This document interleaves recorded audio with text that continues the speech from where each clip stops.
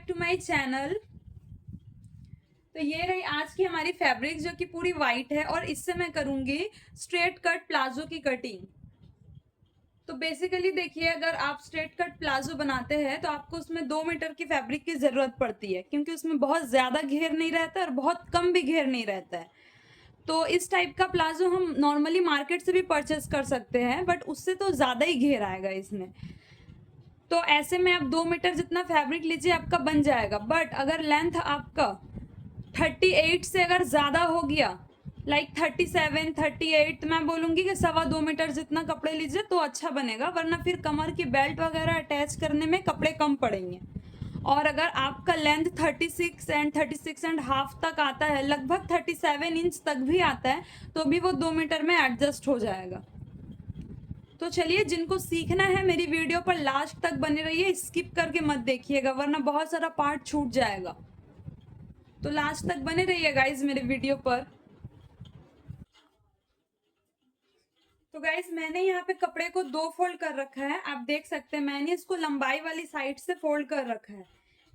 Basically हम किसी भी कपड़े को कट करते हैं तो हमारा जॉइंट पार्ट जो है वो हमारी तरफ में होता है, और जो इसका ओपन पार्ट है वो हमारे ऑपोजिट तरफ में होता है। बट यहाँ पे मैं जो प्लाजो को कट करूंगी वो प्लाजो हमारा साइड से जॉइंट आएगा।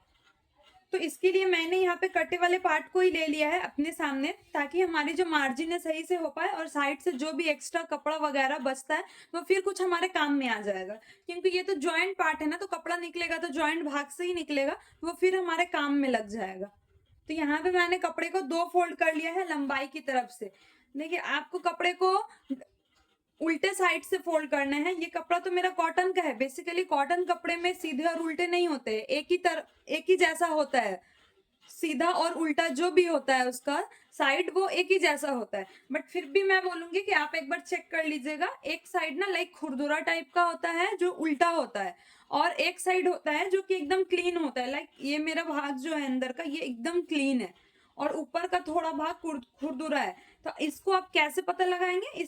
ये जो कपड़े का बॉर्डर मतलब कॉर्नर होता है, एकदम किनारा वाला पार्ट, इससे आप अच्छे से देखेंगे तो आपको पता चल जाएगा। तो चलिए इसकी कटिंग सीखते हैं। ये किनारा वाले पार्ट को हमें मार्क नहीं करना है, इसको छोड़ के मार्क करना है। वो इसलिए कि किनारा वाला भाग एकदम मोटा है, इसको हमें फैब्रिक में नहीं लाना है। ये भाग को हमें कट करके आउट कर देना है। तो इस जगह से भी हमारा जो लाइन है वो सीधा नहीं है, तो यहाँ से भी हमें अपने लाइन को सीधे रखने हैं, और यहाँ से भी हमें अपने लाइन को सीधे रखने हैं। तो मैंने यहाँ पर जो है सीधी लाइन को ड्रॉ कर लिया है दोनों तरफ से।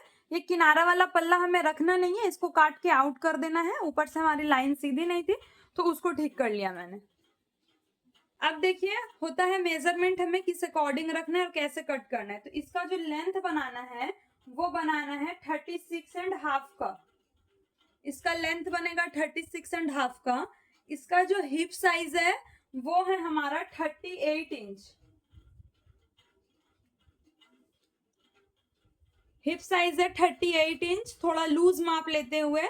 और इसका जो मोहरी बनेगा, नीचे का जो लूजनेस बनेगा वो बनेगा 24 से 25 इंच जितना। मैं 24 ही लेकर चल रही हूँ फिलहाल, फिर जब मोहरी को मार्क करूंगी तो समझा दूंगी कैसे क्या करना है।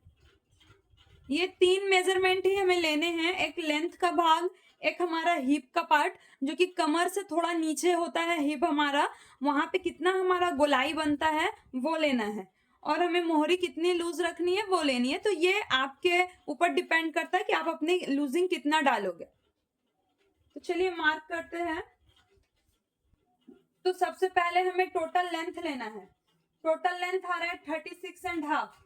तो यहाँ से हम ऊपर से 1 इंच का बेल्ट अटैच करेंगे। इसके लिए 1 इंच आउट करके मार्किंग करेंगे, क्योंकि हमारा ऊपर से जो बेल्ट है वो 1 इंच का लग जाएगा। इसके लिए 1 इंच आउट करके पकड़ना है, और यहाँ से आपको क्या करना है, टोटल लेंथ ले लेना है। तो टोटल लेंथ है हमारा 36.5, तो हमें लेना है 37 इंच। 37 इंच इसलिए लेना है कि यहाँ से हमारा ऊपर से ½ इंच जितना मार्जिन में दब जाएगा कपड़ा, तो हो जाएगा हमारा ½ इंच गया। तो उसके लिए 36.5 को 37 पे मार्क किया। और नीचे साइड में ये आपके ऊपर डिपेंड करता है कि आप कितनी चौड़ी फोल्डिंग करेंगे, या फिर कपड़े कितने हैं इनफ आपके पास। कपड़े के ऊपर भी डिपेंड करता है कि कपड़े कितने हैं, उस अकॉर्डिंग ही आपको मार्जिन लेना है। तो मैं नीचे साइड में 1.5 इंच जितना एक्स्ट्रा ले रही हूँ, ऊपर से 1/2 इंच, नीचे से 1.5 इंच जाएगा हमारा फोल्डिंग में, तो टोटल हो गया 2 इंच मार्जिन। 37 पे एक मार्क किया, यहाँ से 1/2 इंच बढ़ाते हुए और एक मार्क 1.5 इंच एक्स्ट्रा पे कर लेना है, तो ये हो गया 38.5। ये जो लाइन है इसको स्ट्रेट कर लेना है, दोनों लाइन को।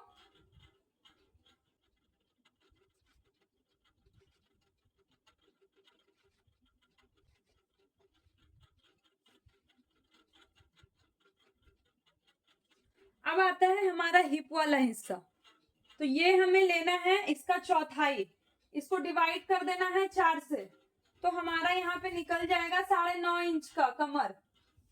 तो 9.5 इंच मार्क किया,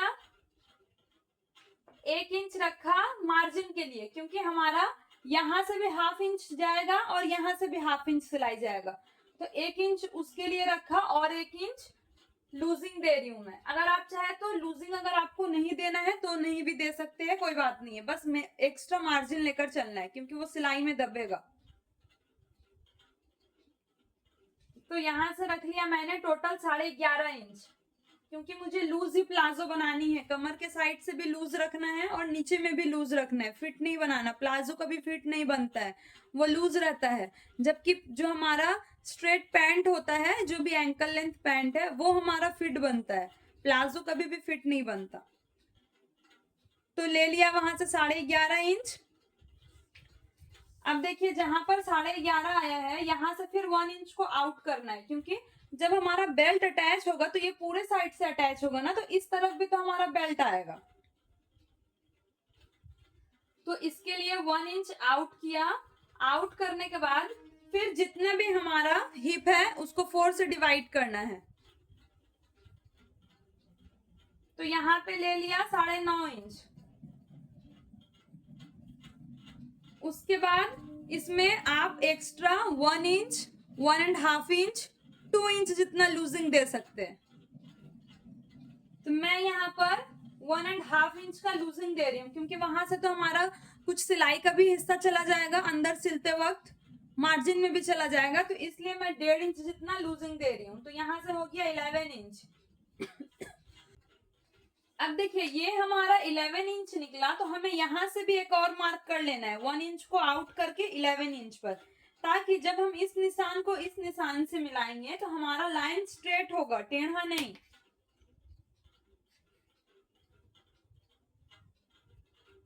तो ऐसे एल शेपर स्केल को ले लेना है और अपने लाइन को जो है इक्वली मिला लेना है।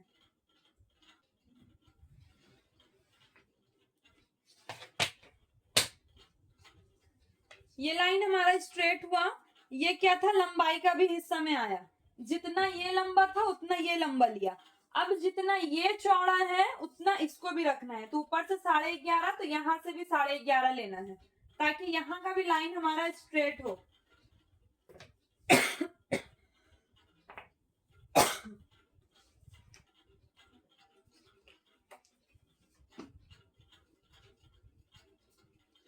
अगर आपके पास एल शेपर है या छोटा ऐसा ये ट्रायंगल शेपर भी है आपके पास, तो आपका लाइन स्ट्रेट ही होगा, बट अगर आपके पास नहीं है तो आपको बैकअप लेकर पहले लाइन सीधी कर लेनी है।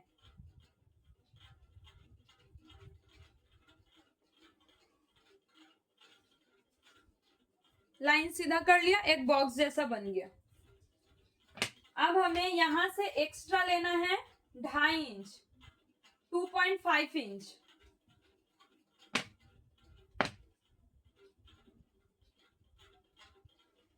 जितना भी दूर आया लाइन स्ट्रेट, ये जो यहाँ पे मैंने 2.5 इंच लिया, यहाँ पे भी हमें वही 2.5 इंच पर निशान डालने हैं, शेप जाएगा हमारा। और उसके बाद यहां से जितना भी हमारा टोटल निकल रहा है, लाइक 14 इंच निकला टोटल, तो इसको सेंटर कर लेना है इस तरह से,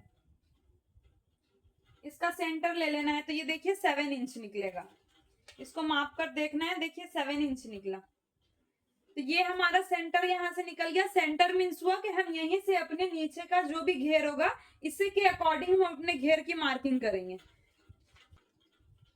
अब उसके बाद यहाँ से हमें शेप दे देना है। यहाँ से जो हम शेप को देंगे, इस शेप को ज्यादा गहरा पे नहीं लगाना है, हल्के हल्के डॉट में लेके जाना है और नॉर्मली रखना है। इस तरह से शेप दे देना है, हल्के हल्के डॉट करके, उसके बाद डार्क कर लीजिए। अब यहाँ से जो भी भाग हमारा निकला है, लाइक 7 का जो भी हिस्सा निकला है, तो आप यहाँ से भी एक 7 इंच का मार्किंग कर लीजिए ताकि हमारा लाइन सीधा हो। ये जस्ट बैकअप के लिए हो रहा है मार्किंग। यहाँ से भी एक मार्किंग, नीचे साइड से भी एक मार्किंग। ये जो मैंने अभी मार्क किया, ये हमारा लाइन सीधा करने के लिए है, बट एक्चुअल में ये वाला माप एक्यूरेट है, ठीक है। इस माप के अकॉर्डिंग हमें लाइन सीधे करने हैं। ये बड़े वाले स्केल से लाइन सीधा जल्दी हो जाएगा, तो इससे मैं बता रही हूँ। ऐसे हमें अपने लाइन, ऐसे जो है हमें अपने लाइन को स्ट्रेट कर लेना है।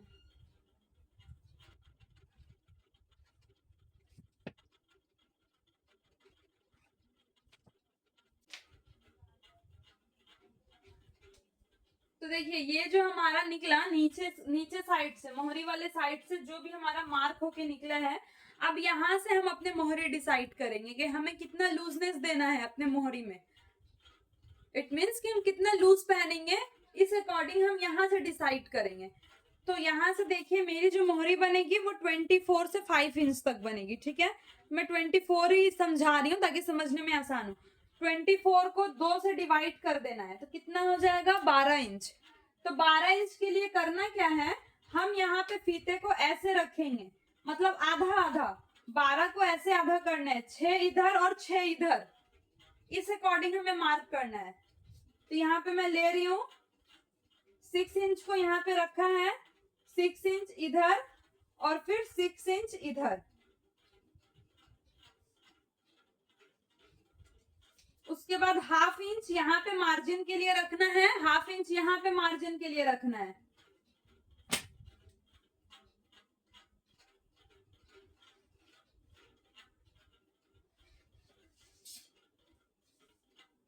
अब उसके बाद आता है ये वाला leg curve scale. Leg curve scale से ऐसे हमें मिला देना है अपने मार्क को, जो भी हमारा मार्क आया है इसको मिला देना है।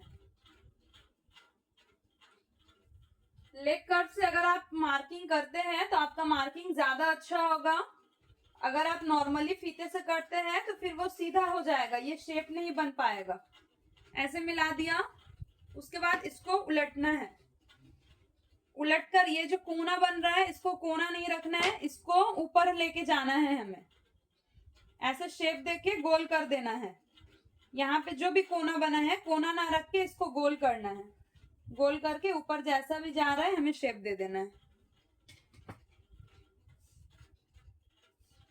देखिए ये जो स्केल होता है इसका बहुत ही सारा शेप है, आपको शेप पे ध्यान देना है तभी समझ में आएगा। अदरवाइज ये स्केल अगर आपके पास रहता है और अगर आपको शेप देना ना आए तो फिर बेकार हो जाएगा।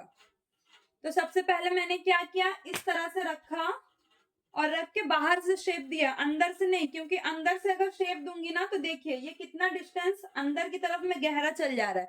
अगर आपको ऐसा पहनना हो, लाइक घुटने साइड या फिर आपका थाई साइड थोड़ा फिट हो, नीचे से लूज हो, तब आप अंदर से शेप दे सकते हैं। अगर आपको पूरा इक्वली लूज ही पहनना है तब आप बाहर से शेप दीजिएगा। तो मैंने ऐसे रखकर शेप दिया, उसके बाद इसको पलट लिया, पलटने के बाद ऊपर से शेप दे दिया, जैसा भी आया हमारा शेप दे दिया, ठीक है। इसके बाद सेम यही स्केल को ऐसे लेके जाके रखना है पीछे साइड में, वहां पे भी उसी अकॉर्डिंग हमें मार्क कर लेना है।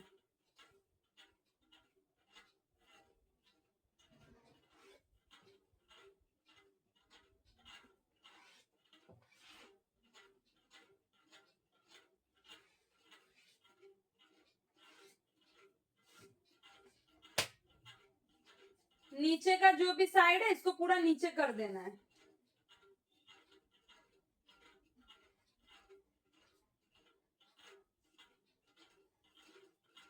तो ये निकला अभी हमारा फ्रंट वाला साइड, मतलब ये अभी फ्रंट वाला हमारा सामने वाला साइड है प्लाजो का।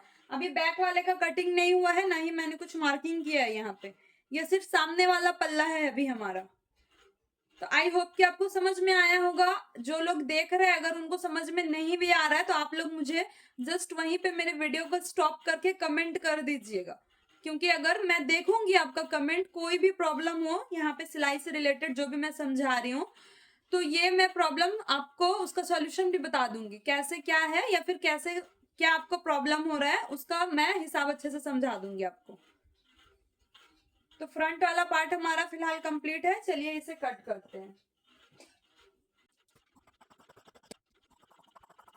देखिए अगर आप चाहे तो नीचे साइड में पूरा भी रख सकते हैं, ये आपके ऊपर डिपेंड करता है कि आपको कितना लूज पहनना है अपनी मोहरी में। यहाँ पे मैंने लाइक 24 इंच का रखा था ताकि आप लोग को समझाने में इजी हो। 24 का हिसाब इजी था इसलिए मैंने 24 रख के समझाया ताकि आप लोग को अच्छे से समझ में आए।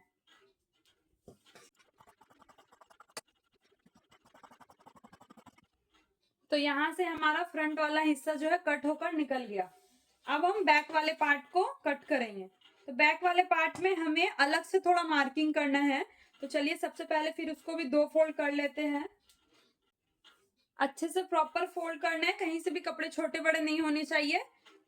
फोल्ड कर लेना एकदम अच्छे से एक्यूरेट। उसके बाद जो भी हमारा फ्रंट वाला पार्ट है उसको इसके ऊपर बिछा देना है। जैसा मैंने फ्रंट वाले हिस्से में जब सामने का पल्ला को कट किया मैंने, तो ये किनारा नहीं लिया था ना, ये हमारा कपड़ा का किनारा होता है जो कि मोटा रहता है। इसलिए जब आप पैंट या प्लाजो वगैरह कुछ भी बनाते हैं तो इसको आउट कर देने से अच्छा फिनिशिंग आता है। तो इसको मैंने सामने वाले पल्ले में नहीं लिया तो बैक वाले पल्ले में भी नहीं लूंगी।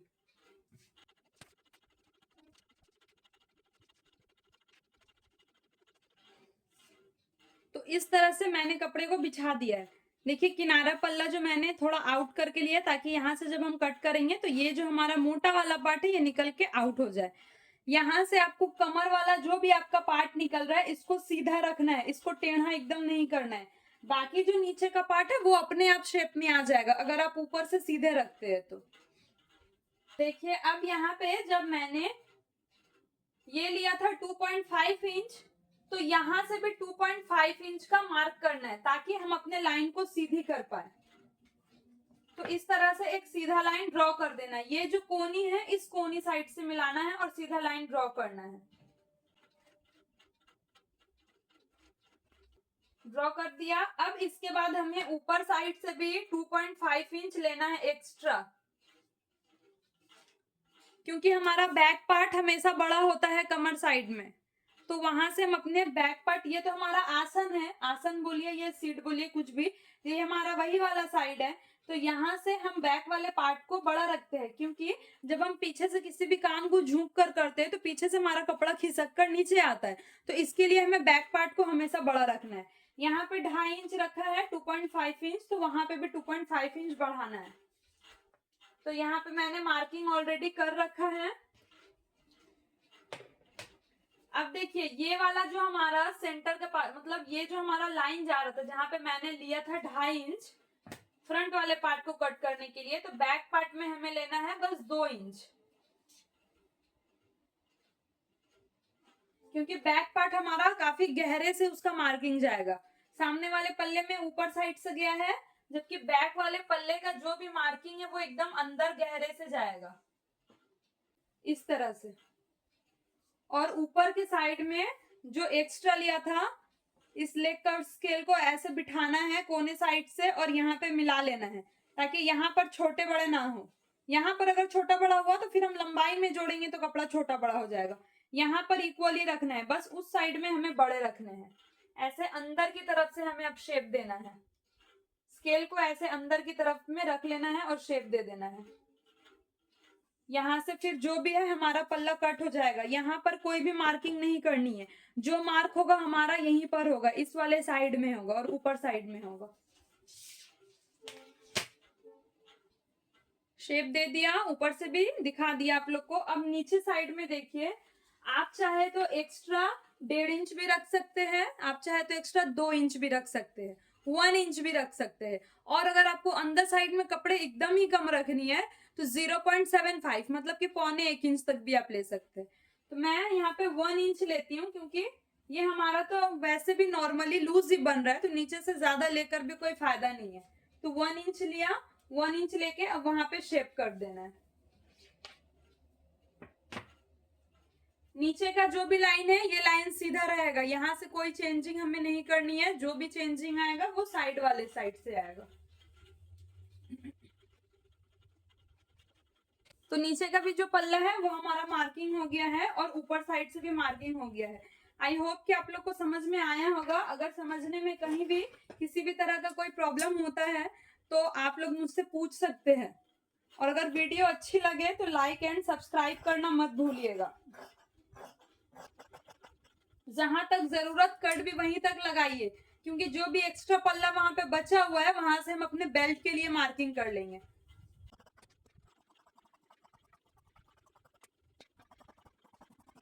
ये हमारा हो गया फ्रंट वाला पार्ट, मतलब कि सामने वाला पार्ट, और ये वाला हो गया बैक वाला पार्ट।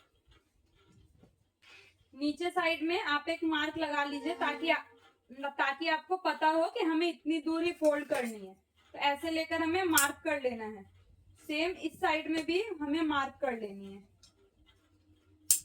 ताकि हमें ये पता हो कि हमें कितनी दूर पर फोल्डिंग करना है। वहां से फिर अगर कपड़े ज्यादा फोल्ड हो गए तो यहाँ से हमारा प्लाजो का लेंथ कम हो जाएगा। अब देखिए साइड से जो भी पल्ला बचा हुआ है यहाँ से हम अपने बेल्ट की कटिंग कर लेंगे। नॉर्मली यहाँ पे बेल्ट साइज लेना है 3 इंच,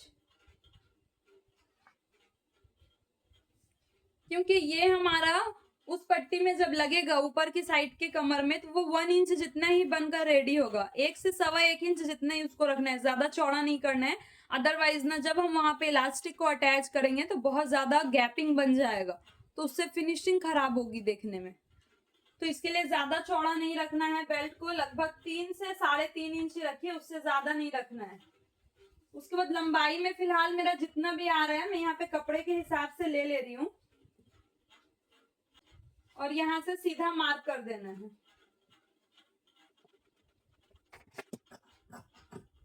जो भी साइड का कपड़ा बचा था वहीं से मैं बेल्ट को कट कर रही हूँ, कोई एक्स्ट्रा कपड़ा नहीं लगा रही हूँ इसमें।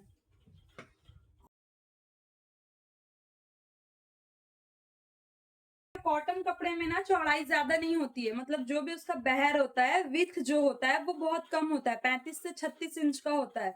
जबकि नॉर्मली कपड़े में 40 से 44 इंच तक जाता है विथ, कपड़े का जो होता है चौड़ाई का हिस्सा वो। तो कॉटन का फैब्रिक है, अगर आपको ऐसे बनाना है तो आप लंबा अगर ज्यादा बनाना है तो 2.25 मीटर कपड़े ले लीजिए, मतलब कि 2 मीटर से थोड़े ज्यादा है, उससे अच्छे बनेंगे। इस तरह से 2 मैंने यहाँ पे निकाल लिया। जब हमारा पट्टी लगेगा कुछ इस तरह से अटैच हो जाएगा ऊपर से नीचे की तरफ में। तो गाइज अगर आपको भी वीडियो अच्छा लगा और कुछ भी समझ में आया कि हाँ मैं जो कुछ भी समझाने की कोशिश कर रही हूँ, अगर आप लोगों को अच्छा लग रहा है तो प्लीज लाइक एंड सब्सक्राइब करना मत भूलिएगा। अभी एक नया फीचर आया है यूट्यूब पे हाइप का, हाइप भी जरूर कर दीजिए। वहां से आप लोग का एक पैसा नहीं कटेगा, जस्ट मुझे कुछ पॉइंट्स मिलेंगे जिससे कि मेरा वीडियो थोड़ा और उसका व्यू जाएगा। लाइक जिसके पास नहीं भी जा रहा है, नहीं भी पहुंच पा रहा है, तो वहां से पॉइंट जब मुझे मिलेगा तो वो वीडियो और आगे बढ़ेगा मेरा।